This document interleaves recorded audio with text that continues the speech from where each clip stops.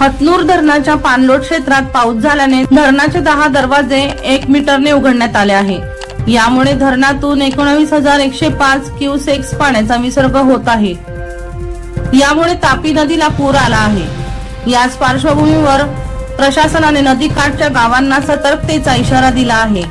मध्य प्रदेशात आणि विदर्भातील अनेक ठिकाणी पाऊस पडत आहे, त्यामुळे तापी पूर्णा नदीला पूर आला असून हतनूर धरण क्षेत्रात पाण्याची आवक वाढली आहे। हतनूर धरणाच्या पाणलोट क्षेत्रात पाऊस झाल्याने धरणाचे 10 दरवाजे 1 मीटरने उघडण्यात आले आहे।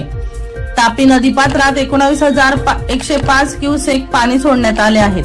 यामुळे धरण प्रशासनाने नदीपात्राजवळील गावांना सतर्कतेचा इशारा दिला आहे।